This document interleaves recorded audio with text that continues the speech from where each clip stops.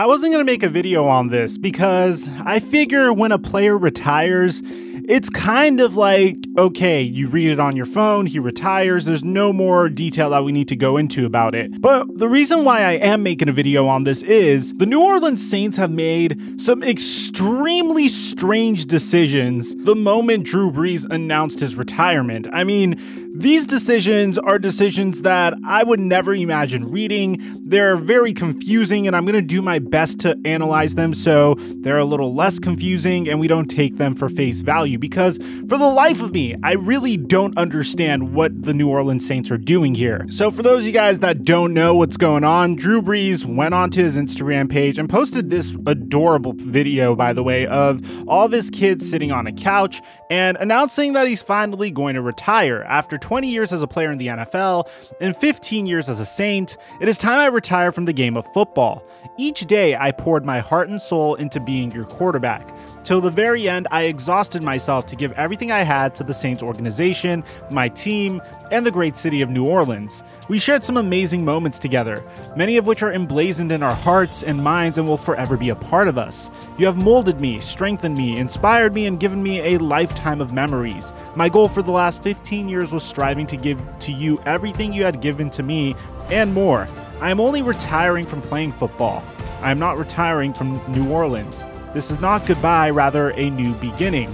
Now my life's real work begins, which is very touching, and I'm really glad that Drew Brees decided to retire, because his wife posted onto Instagram a laundry list of all the injuries that he had this past year, and he simply was struggling to throw the ball past the 10-yard mark, which is a huge contrast from what he was doing in the early part of his career. He had a remarkable arm when he was younger. And as touching as that might be, that opens up the question, what are the New Orleans Saints going to do now that Drew Brees has officially retired? And well, this is where it gets very sketchy, because they announced a crazy contract extension for Taysom Hill. Before we get to that, take a moment to subscribe, turn on our notifications, and sack that like button for the YouTube algorithm. Consider following us on Twitter and on Instagram as well if you want to get your takes featured in the content. And now that we get all that out of the way, break!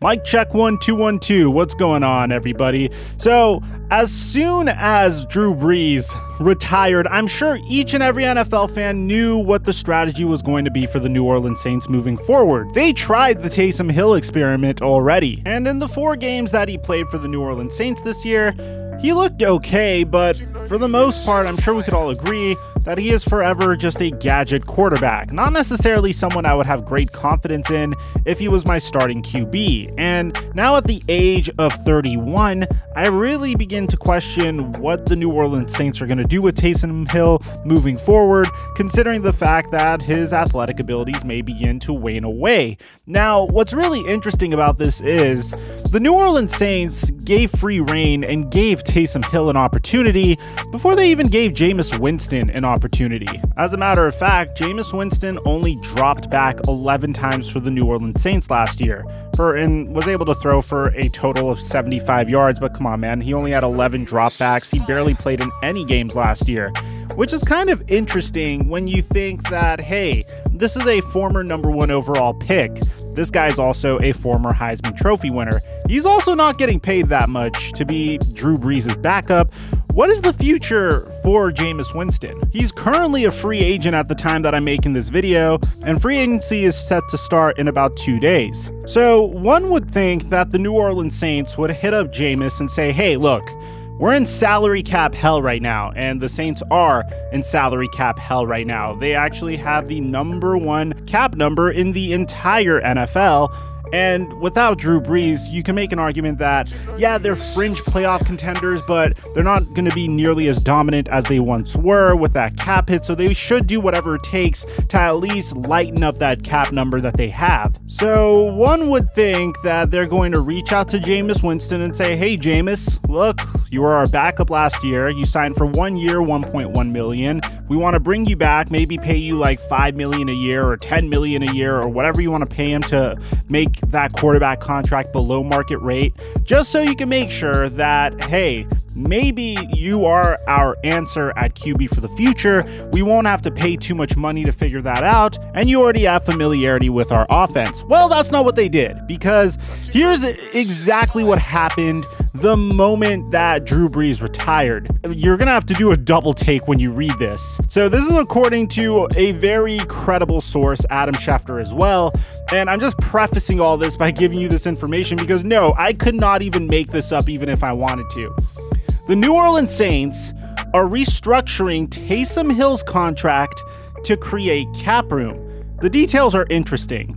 It's a 4-year, $140 million contract extension, but all years are voidable.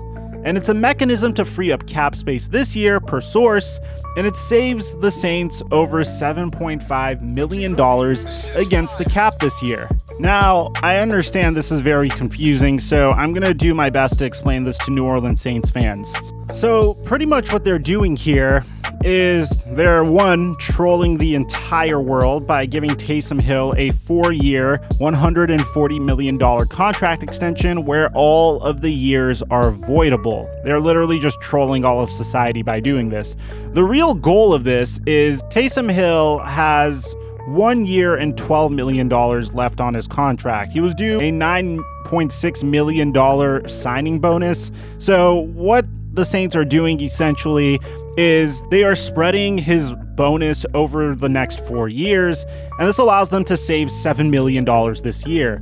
The extra 4 years and $140 million are voidable at any moment, so pretty much what you need to gather from this is once this upcoming season is over, Taysom Hill is going to be gone. This is going to be his last season like his original contract stated. Now, while I was editing this video, Adam Schefter came and gave us a little bit of an update saying that the thinking on Taysom Hill's 4-year, $140 million voidable extension is this: to create cap space this year, which Hill wanted. But if he starts and performs like a top QB, the framework is there for a new deal next offseason.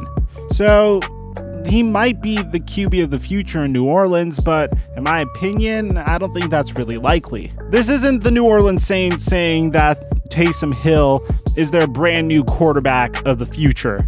That would be completely irrational and would pretty much melt the internet, which is kind of what they're doing currently. My prediction is they're going to ring up Jameis and they're going to try to sign him to a contract very similar to the one that Cam Newton signed with the New England Patriots. The Saints aren't necessarily looking for their next quarterback of the future. Rather, they're trying to figure out a means of getting their cap hit a little bit lower while also trying to explore the quarterback market a little bit more and try to find someone that really fits with Sean Payton and the offense. So let me know in the comment section down below what you guys think about this. Aside from that, I'm your boy Mike, and I'm dropping our mic until our next upload.